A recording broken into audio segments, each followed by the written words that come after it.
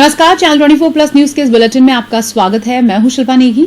आइए इस बुलेटिन का आगाज करते हैं खास खबरों के साथ। कांग्रेस भाजपा ने महापौर चुनाव की कवायद के बीच उप महापौर के नाम पर भी मंथन जारी। 10 को महापौर और 11 को उप महापौर का चुनाव। राजपुरोहित समाज का प्रदर्शन। इंदिरा राजपुरोहित को महापौर प्रत्याशी नहीं बनाए जाने पर जताया रोष। जोधपुर में पकड़ा गया पुलिस कांस्टेबल भर्ती लिखित परीक्षा में नकल गिरोह का सरगना। अन्य अभ्यर्थी के स्थान पर देनी आयात परीक्षा। बोरानाडा स्थित हैंडीक्राफ्ट फैक्ट्री के बॉयलर में आग बुझाने के प्रयास में 7 श्रमिक झुलसे।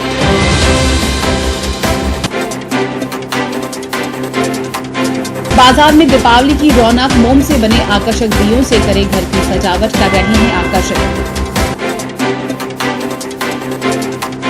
और तापमान में गिरावट से बढ़ने लगा सर्दी का असर। आने वाले दिनों में और बढ़ेगी ठंड। अब खबरें विस्तार से। नगर निगम महापौर के चुनाव को लेकर कांग्रेस और भाजपा में कवायद जारी है। इस बीच भाजपा ने दक्षिण के 3 निर्दलीय पार्षदों को अपने खेमे में कर लिया है, तो कांग्रेस 5 निर्दलीय पार्षदों को अपने साथ बता रही है। 10 नवंबर को होने वाले नगर निगम महापौर चुनाव को लेकर कांग्रेस और भाजपा अपनी अपनी रणनीति बनाने में जुटे हैं। नगर निगम उत्तर में जहां कांग्रेस को बहुमत हासिल है, वहीं नगर निगम दक्षिण में बहुमत भाजपा के पास है। उत्तर में कांग्रेस ने कुंती देवड़ा को महापौर का प्रत्याशी बनाया है, तो दक्षिण में वनिता सेठ भाजपा प्रत्याशी हैं। उत्तर में भाजपा ने पूर्व महापौर डॉक्टर संगीता सोलंकी को मैदान में उतारा है, वहीं दक्षिण में कांग्रेस की पूजा पारीक के साथ निर्दलीय हेमलता परिहार भी चुनावी मैदान में है। हालांकि हेमलता परिहार कांग्रेस के साथ है। दक्षिण में महापौर चुनाव पर सभी की नजर है। कांग्रेस यहां जोड़ तोड़ के प्रयास में जुटी है। उसके पास 5 निर्दलियों का समर्थन है। हालांकि वो उम्मीद लगाई हुई है कि भाजपा में अंदरखाने कुछ पार्षदों में नाराजगी है और उसका फायदा कांग्रेस प्रत्याशी को मिल सकता है।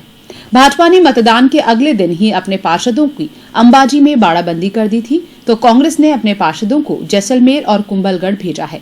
बहरहाल अब इंतजार 10 नवंबर को होने वाले महापौर चुनाव का है। कांग्रेस को उस समय झटका लगा जब नगर निगम दक्षिण के 3 निर्दलीय पार्षदों ने अंबाजी पहुंचकर भाजपा की सदस्यता ग्रहण कर ली। वार्ड संख्या 33 से घनश्याम भाटी, वार्ड संख्या 36 से दीपक माथुर और वार्ड संख्या 77 से भवानी सिंह जोधा निर्दलीय प्रत्याशी के रूप में चुनाव जीते थे। ये तीनों पार्षद अंबाजी पहुंचे और भाजपा की सदस्यता ग्रहण कर ली। भाजपा की ओर से इन तीनों का वीडियो भी जारी किया गया। मैं दीपक माथुर, वार्ड संख्या 36 दक्षिण। मैं शुरू से ही भारतीय जनता पार्टी का कर्मठ सदस्य था और कोई कारणवश मैंने निर्दलीय चुनाव लड़ा और वापस मैं अपने घर में आ चुका हूं और मेरा परिवार भारतीय जनता पार्टी ही है और मैं हमेशा तन मन धन से इस पार्टी से मैं आगे नहीं जा सकता। मैं घनश्याम पार्टी वार्ड नंबर 33 दक्षिण से निर्दलीय के तौर पे खड़ा हुआ था और मैं उसमें जीत गया था। अब मैंने राष्ट्रीय हित और वार्ड के विकास के लिए मैंने भारतीय जनता पार्टी में पुनः शामिल होकर वार्ड के विकास लिए हर तरह से कोशिश करके आप लोगों का सहयोग लेके और वार्ड का विकास करूँगा। मैं भवानी सिंह, वार्ड नंबर 77 से चुनाव जीता। मैं कॉलोनी हित में वार्ड के हित के लिए भाजपा के साथ हूँ, भाजपा के साथ था, भाजपा के साथ रहूंगा। मेरी पार्टी भाजपा पार्टी, मेरा परिवार भाजपा परिवार। नगर निगम दक्षिण में आज भारतीय जनता पार्टी के परिवार में 3 सदस्य पुनः शामिल हुए हैं। ये भारतीय जनता पार्टी के कार्यकर्ता ही थे, लेकिन किन्हीं कारणों से इन्होंने भारतीय जनता पार्टी के खिलाफ चुनाव लड़ा और राष्ट्र हित को, देश हित को देखते हुए और भारतीय जनता पार्टी जिस तरह से एक विचारशील परिवार है और विचारशील पार्टी है, उसको देखते हुए आज तक पुनः भारतीय जनता पार्टी के परिवार में आए। मैं इन सभी का, आदरणीय घनश्याम जी का, भाई दीपक माथुर का, भवानी सिंह जी का हार्दिक अभिनंदन करता हूँ, स्वागत करता हूँ और निश्चित रूप से इनके आने से पार्टी को बल मिला है और हम दक्षिण में पुनः भारतीय जनता पार्टी का परचम फहराने के लिए कटिबद्ध हैं और हम भारतीय जनता पार्टी का परचम नगर निगम दक्षिण में फहराएंगे। महापौर के बाद दोनों दलों में उप महापौर को लेकर कवायद जारी है। भाजपा को दक्षिण में उप महापौर बनाना है, तो कांग्रेस का उत्तर में उप महापौर बनना है। ऐसे में दोनों ही दलों में चर्चा का दौर जारी है। महापौर के अगले दिन यानी 11 नवंबर को उप महापौर का चुनाव होना है। ऐसे में दोनों दलों में उप महापौर के नाम को लेकर कवायद जारी है। नगर निगम दक्षिण में भाजपा का उप महापौर बनना है, वहीं प्रदीप बेनीवाल, रेवत सिंह इंदा और किशन लाल लड्ढा के नाम पर विचार चल रहा है। इन तीनों में से एक नाम पर मुहर लगती है या कोई अन्य नाम सामने आता है, इसका फैसला 1-2 दिन में हो जाएगा। वहीं कांग्रेस का नगर निगम उत्तर में उप महापौर बनना है। यहां अब्दुल करीम जानी और शाहबुद्दीन के नाम की चर्चा है, लेकिन अंतिम फैसला किसके पक्ष में जाता है, इसका सभी को इंतजार है। इधर इंदिरा राजपुरोहित को भाजपा द्वारा नगर निगम दक्षिण में महापौर प्रत्याशी नहीं बनाए जाने से राजपुरोहित समाज खफा है। राजपुरोहित समाज का विरोध रविवार को सड़क पर उतर आया। इन्होंने जोधपुर सांसद और केंद्रीय जल शक्ति मंत्री गजेंद्र सिंह शेखावत और भाजपा शहर जिलाध्यक्ष देवेंद्र जोशी का पुतला जलाया। राजपुरोहित समाज के लोगों ने 12वीं रोड पर प्रदर्शन किया। गौरतलब है कि भाजपा महिला मोर्चा शहर जिलाध्यक्ष इंदिरा राजपुरोहित नगर निगम दक्षिण में वार्ड संख्या 1 से चुनाव जीती हैं। उन्हें महापौर पद का प्रबल दावेदार माना जा रहा था, लेकिन भाजपा ने वनिता सेठ को महापौर का प्रत्याशी बनाया।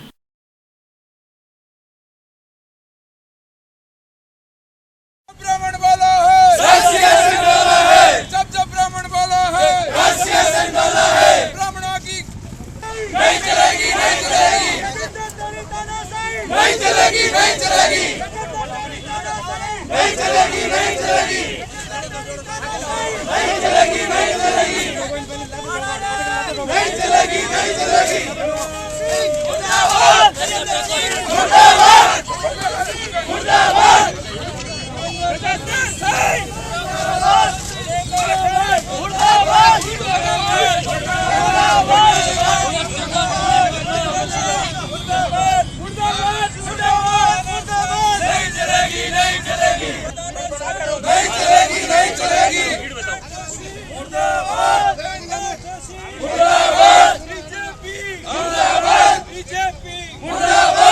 आगे बढ़ाते हैं खबरों का सिलसिला। राजस्थान पुलिस कांस्टेबल भर्ती 2019 की लिखित परीक्षा में नकल करवाने वाले गिरोह, नकलची और एवजी बैठने वालों की धरपकड़ को लेकर की जा रही कार्रवाई के तहत जोधपुर के मंडोर थाना पुलिस को सफलता मिली। पुलिस ने कार्रवाई करते हुए नकल गिरोह के सरगना को गिरफ्तार किया है। पुलिस कांस्टेबल भर्ती लिखित परीक्षा के दौरान मंडोर थाना पुलिस और जिला स्पेशल टीम जिला ईस्ट ने संयुक्त रूप से कार्रवाई करते हुए नकल गिरोह के सरगना एवजी के रूप में परीक्षा देते हुए अशोक पुत्र जगमाल राम विश्नोई निवासी खारा पुलिस थाना फलौदी को गिरफ्तार किया।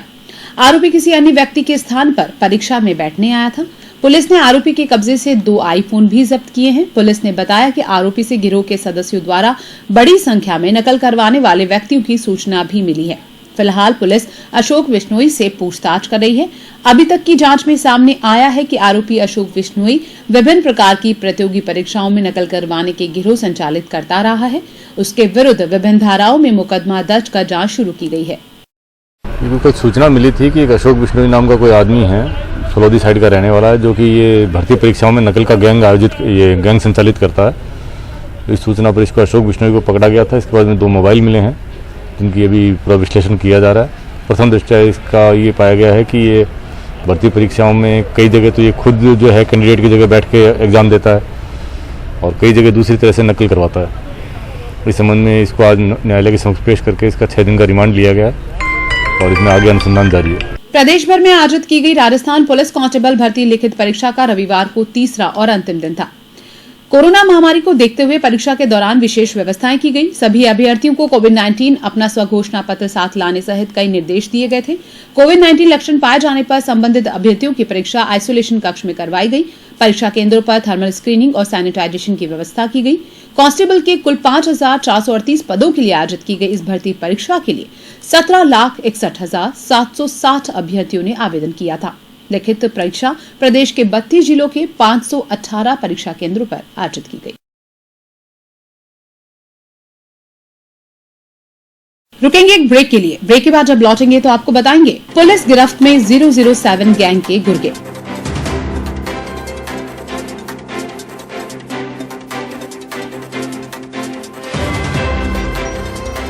आप बने रहिए इस बुलेटिन के साथ।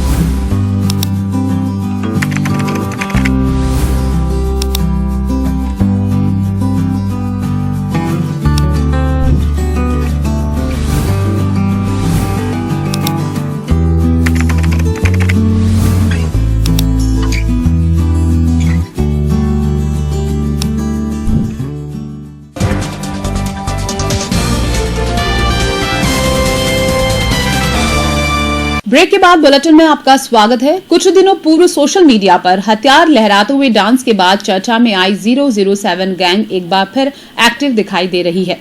इस बार 007 के 3 सदस्य वाहन चोरी की वारदातों में पकड़े गए हैं। शहर की बासनी थाना पुलिस ने इस गैंग के गुर्गों को गिरफ्तार किया है। बासनी थाना अधिकारी दिलीप खदाव ने बताया कि इलाके में लगातार हो रही चोरी की वारदातों के बाद आला अधिकारियों के निर्देश पर विशेष टीम बनाई गई। टीम ने 007 गैंग के सदस्य संजय, महेंद्र, रघुवीर को गिरफ्तार करने के साथ ही एक नाबालिग को भी निरुद्ध किया है। पूछताछ में सामने आया है कि ये गैंग चोरी करने से पूर्व दिन में इलाके की रेकी करता और रात को पार्टी करने के बाद वारदात को अंजाम देता। चोरी करने के बाद ये लोग पुलिस को गच्चा देने के लिए अलग अलग रास्तों से गलत दिशा में जाते और फिर एक जगह इकट्ठा होकर इन चोरी के वाहनों को बेच देते या इन चोरी के वाहनों का प्रयोग तस्करी में किया जाता। फिलहाल पुलिस इन सभी से पूछताछ कर रही है।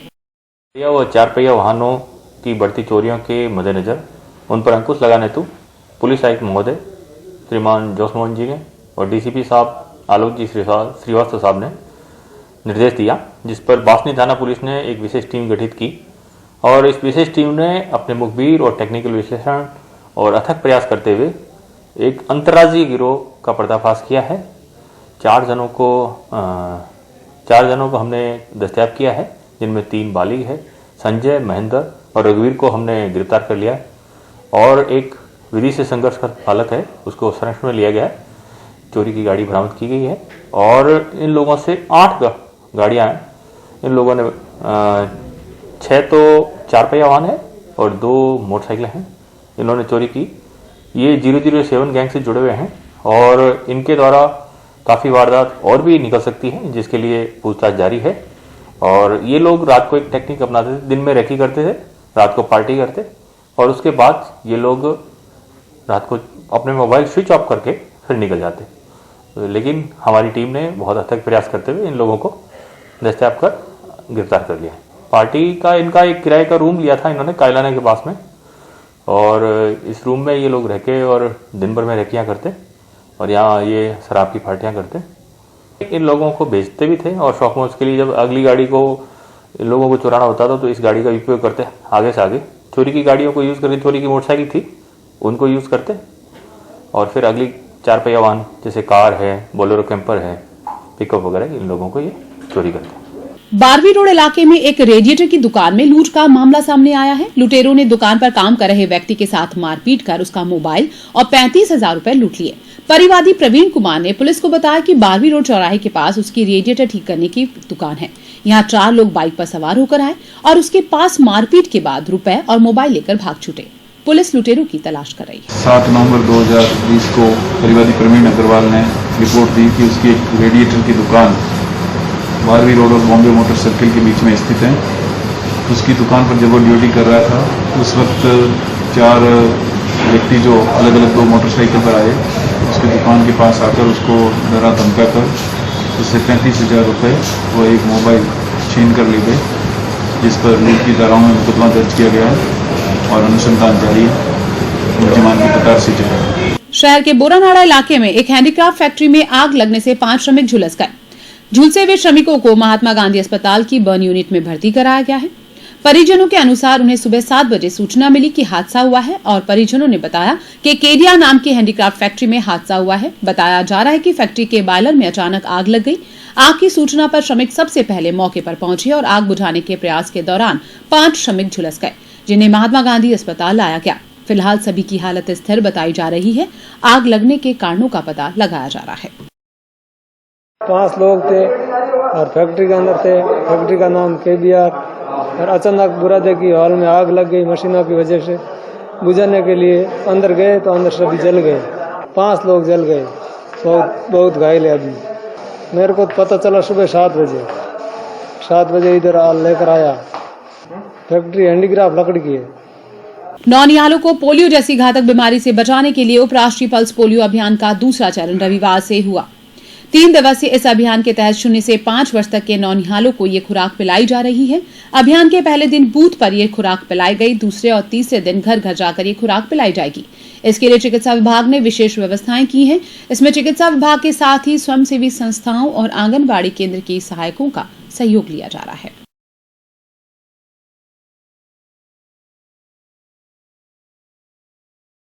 आगे बढ़ाते हैं खबरों का सिलसिला। रविवार को मनाया गया वर्ल्ड रेडियोग्राफर दिवस। सन 1895 में विल्हन रेंटजेन ने एक्सरे विकिरण की खोज की थी। इस उपलक्ष्य में ही 8 नवंबर को वर्ल्ड रेडियोग्राफर दिवस मनाया जाता है।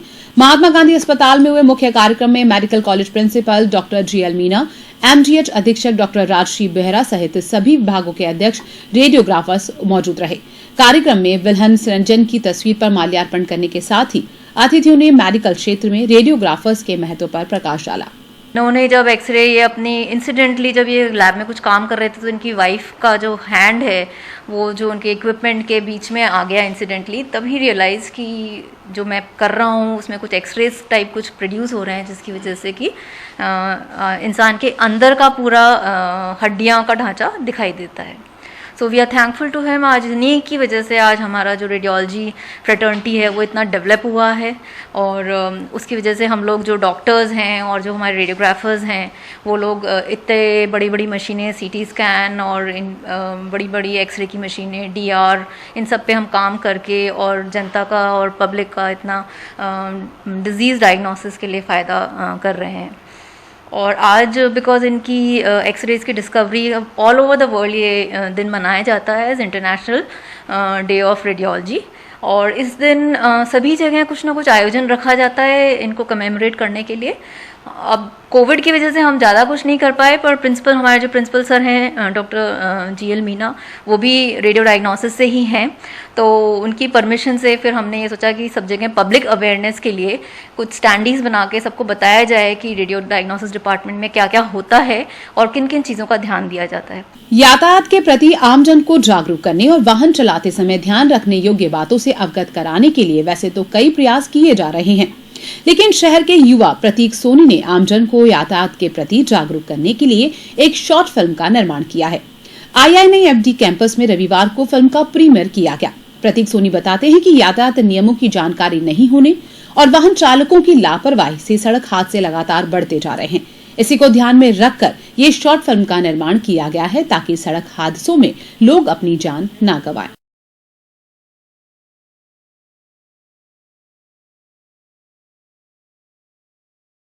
सर, ये मूवी बनाई हमने एक शॉर्ट फिल्म जिसका नाम यंगस्टर है, और ये हमारी कहानी बेसिकली ट्रैफिक अवेयरनेस को दर्शाती है कि किस तरह से आजकल यंगस्टर जो नई पीढ़ी है किस तरह से रैश ड्राइविंग करके खुद की और दूसरों की जान खतरे में डालते हैं।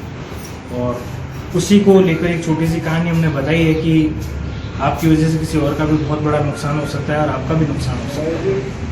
तो हम ये रिक्वेस्ट करते हैं इस नई जनरेशन से और बाकी सब लोगों से जो भी सड़कों पर गाड़ी चलाते हैं, चाहे वो कार हो या टू व्हीलर हो, प्लीज़ आप ट्रैफिक का ध्यान रखें, गाड़ी ध्यान से चलाएं। यही मेरा कहना है, और ये इस फिल्म की कहानी दर्शाती है कि क्या हमने लोगों तक पहुंचाने की कोशिश की है। आर्य समाज के नेता और समाज सेवी स्वर्गीय राम सिंह आर्य को श्रद्धा सुमन अर्पित करने के लिए रविवार को आर्य समाज मंडोर में श्रद्धांजलि सभा आयोजित की गई।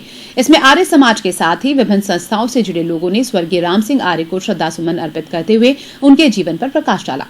गौरतलब है कि विधायक मनीषा पवार के पिता और वरिष्ठ आर्य समाज स्वर्गीय राम सिंह आर्य का 2 नवंबर को निधन हो गया था।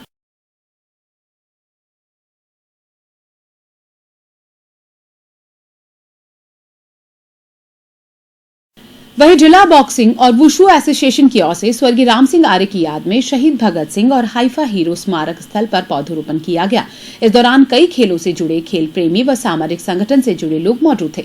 जोधपुर बॉक्सिंग सचिव PS शेखावत ने बताया कि यहां आम गूगल सहित विभिन्न प्रजातियों के पौधे लगाए गए। आर्य के छोटे भाई जितेंद्र सिंह, समाज सेवी दीपक सिंह पवार, अमित सिंह, भंवरलाल आर्य अधिष्ठाता संचालक राजस्थान, हेमंत शर्मा कोषाध्यक्ष बॉक्सिंग एसोसिएशन, विनोद आचार्य बॉक्सिंग कोच, कोषाध्यक्ष मदन गोपाल आर्य, NWRU के मंडल महामंत्री मनोज कुमार परिहार, आरवीर दल जोधपुर के संचालक उमेद सिंह आर्य, सौरी क्लब के मुकेश सोलंकी सहित अनेक खिलाड़ी और समाज सेवी मौजूद रहे। का झंडा आर्य योद्धा राम सिंह जी आर्य अमर रहे, अमर रहे, अमर रहे। आर्य योद्धा राम सिंह जी आर्य अमर रहे, अमर रहे, अमर रहे। आर्य योद्धा राम सिंह जी आर्य अमर रहे। और जोधपुर एसोसिएशन की तरफ से आर्य योद्धा कर्मवीर श्री राम सिंह जी आर्य स्मृति के अंदर हाइफा हीरो और शहीद भगत सिंह की मूर्ति पर पौधारोपण कार्य किया गया। ये कार्य हमारे राम सिंह जी आर्य की इच्छानुसार हुआ करता था। वो हमेशा पर्यावरण के प्रति बहुत ही सजग और संवेदनशील रहते थे। उनका मानना था कि कि हम पर्यावरण के प्रति अगर ध्यान देंगे ज़्यादा तो प्रकृति संपन्न होगी, जिससे मानवता का कल्याण होगा। और उसी के संदर्भ में आज हमने ये कार्यक्रम संपन्न किया। लूणी विधायक महेंद्र सिंह बिश्नोई ने नांदड़ी क्षेत्र में विकास कार्य का लोकार्पण कर आमजन की समस्या सुनी। उन्होंने 1,96,59,60,000 रुपए की लागत से बनी 6 किलोमीटर लंबी 4 सड़कों का लोकार्पण किया। यहां हुई धन्यवाद सभा को संबोधित करते हुए विधायक बिश्नोई ने कहा कि विकास में कोई कमी नहीं आने देंगे, विकास ही उनकी पहली प्राथमिकता है। इस अवसर पर विधायक का आभार प्रकट करते हुए नांदड़ी क्षेत्र में सिवरेज, चिकित्सालय और बालिका विद्यालय खोलने की मांग रखी गई, जिस पर विधायक बिश्नोई ने मांग जल्दी पूरी करने का आश्वासन दिया। कार्यक्रम में जिला शिक्षा अधिकारी डॉक्टर भल्लू राम खींचड़, मंडोर के पूर्व प्रधान मिर्चीलाल छाबा, सरपंच नांदड़ी जितेंद्र सिंह परिहार सहित गणमान्य लोग उपस्थित थे।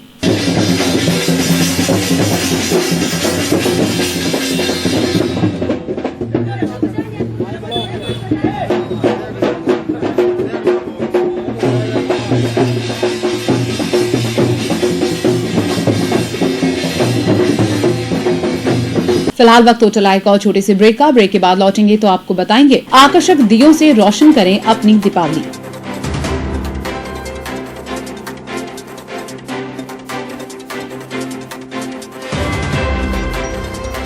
आप बने रहिए इस बुलेटिन के साथ।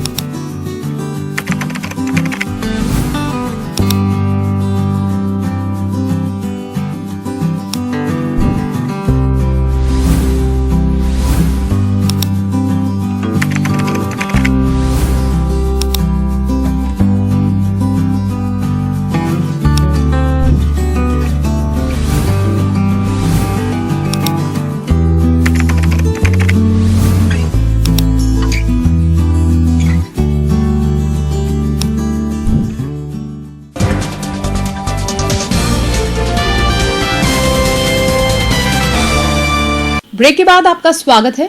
खबर दीपोत्सव से जुड़ी। रोशनी के पर्व दीपावली में अब चंद दिन ही रह गए हैं। बाजारों में त्योहार की रौनक दिखाई देने लगी है। अगर आप भी इस दीपावली अपने घर को सजाना चाहते हैं तो देखिए हमारी ये खास रिपोर्ट। अगर कम बजट के चलते आप दीपावली की सजावट को लेकर परेशान हैं तो हम आपकी चिंता दूर कर देते हैं। ऐसी कई सारी चीजें हैं जिनसे आप अपने घर को कर सकते हैं रोशन, वो भी बेहद कम बजट में। हम बात कर रहे हैं मोम से बने डिजाइनर दियों की। कुछ अलग सा, कुछ नया सा, इसी थीम को ध्यान में रखकर इस बार मोम के दिए बाजार में उपलब्ध है। समय के साथ हर चीज की बनावट में परिवर्तन आया है। ऐसे में दीपावली की जगमगाहट को रोशन करने वाली मोमबत्ती के स्वरूप में भी बदलाव आया है। बाजार में मोम के बने उत्पाद लोगों को आकर्षित कर रहे हैं। हैंडीक्राफ्ट लुक के साथ एरोनामा के लिए बने आकर्षक काफी लग रहे हैं। दीपावली पर रोशनी से इलेक्ट्रिक लाइट्स के साथ ही दियों की रोशनी को भी शुभ माना जाता है। खास बात ही कि काफी आकर्षक और किफायती हैं। तो आप भी इस दीपावली अपने घर को सजाइए आकर्षक डिजाइन दियों से।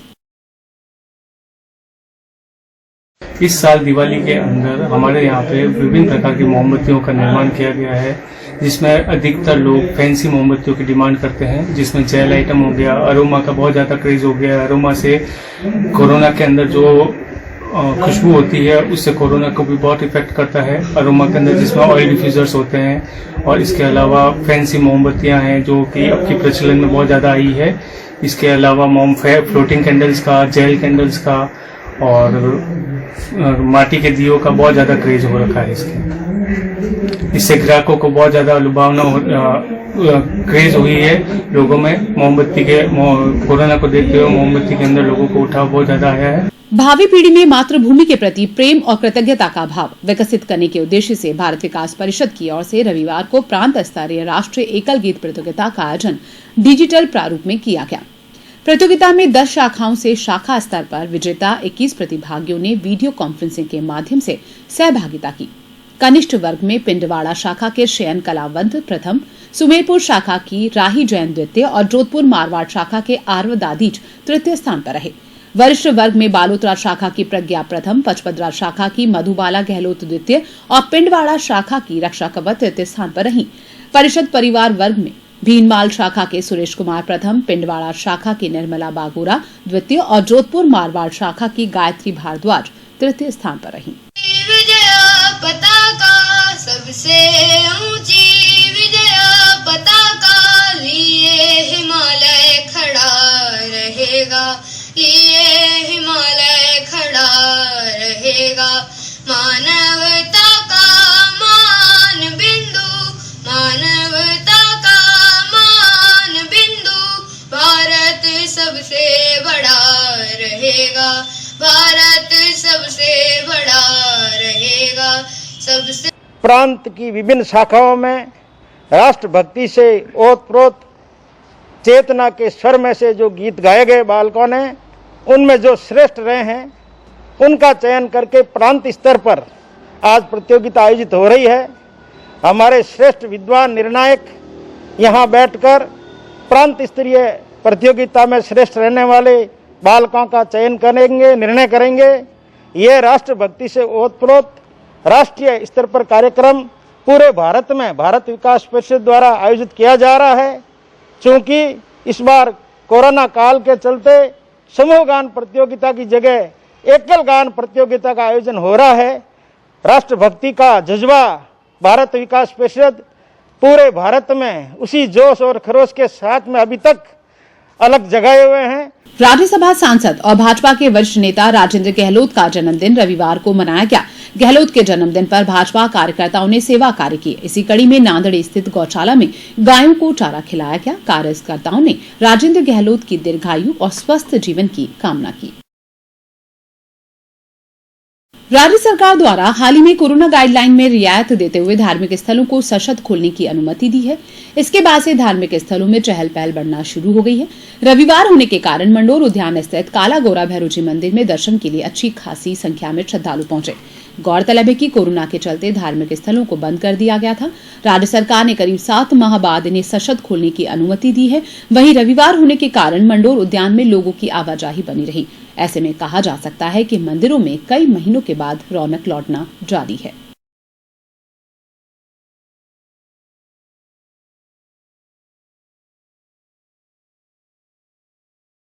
खबर कारोबारी। टेंट के क्षेत्र में जाना पहचाना नाम सिंघवी टेंट ने अब मिठाई के क्षेत्र में अपनी शुरुआत की है।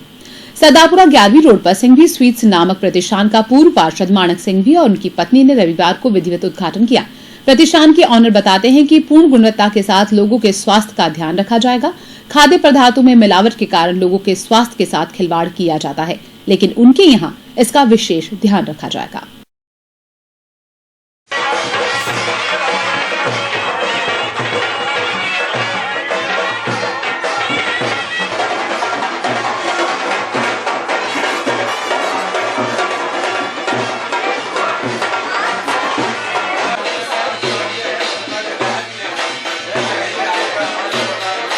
जोधपुर की जनता के लिए हम अपना एक नया वेंचर लाए हैं, सिंघवी स्वीट। हम पहले भी 35 सालों से सिंघवी टेंट हाउस पब्लिक की सेवा में चला रहे थे और हमें जोधपुर की जनता ने बहुत सपोर्ट किया और हमें टेंट हाउस में भी बहुत ऊंचाई तक पहुंचाया और हम आगे भी चाहते हैं जनता हमें इसी तरह इस नए वेंचर सिंघवी स्वीट्स में भी हमें सपोर्ट करें और हमें आगे बढ़ाएं। सिंघवी स्वीट्स एक सुत्ता से भरी मिठाई लेके आया है। हमारी स्पेशलिस्ट है ड्राई फ्रूट और घी की मिठाएं और हमारा जो शॉप है वो बैक्टीरिया रहित है और हमने पूरा शुद्धता का ध्यान रखते हुए इसे बनाया है। बात मौसम की। तापमान में गिरावट से सूर्यनगरी के मौसम में पिछले कई दिनों से ठंड का हल्का असर देखने को मिल रहा है। हालांकि दिन में गर्मी बनी हुई है, लेकिन शाम ढलने के बाद सर्दी अपना असर दिखाना शुरू करती है, जो सुबह तक जारी रहता है। माउंट आबू का तापमान 5 डिग्री के पास पहुंच चुका है। इधर कोरोना महामारी के चलते इस बार तिब्बती भी ऊनी और गर्म कपड़े बेचने नहीं आए हैं। ऐसे में जोधपुर रेलवे स्टेशन के बाहर लगने वाले तिब्बती बाजार नहीं सज पाए हैं। पिछले कई वर्षों में पहली बार ऐसा हुआ है। मौसम विभाग के अनुसार आने वाले दिनों में सर्दी का असर और बढ़ेगा।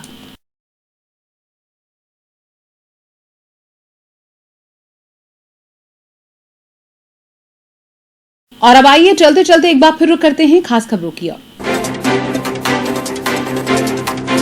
कांग्रेस भाजपा ने महापौर चुनाव की कवायद के बीच उप महापौर के नाम पर भी मंथन जारी। 10 को महापौर और 11 को उप महापौर का चुनाव। राजपुरोहित समाज का प्रदर्शन। इंदिरा राजपुरोहित को महापौर प्रत्याशी नहीं बनाए जाने पर जताया रोष। जोधपुर में पकड़ा गया पुलिस कांस्टेबल भर्ती लिखित परीक्षा में नकल गिरोह का सरगना। अन्य अभ्यर्थी के स्थान पर देने आया था परीक्षा। बोरानाडा स्थित हैंडीक्राफ्ट फैक्ट्री के बॉयलर में आग बुझाने के प्रयास में 7 श्रमिक झुलसे।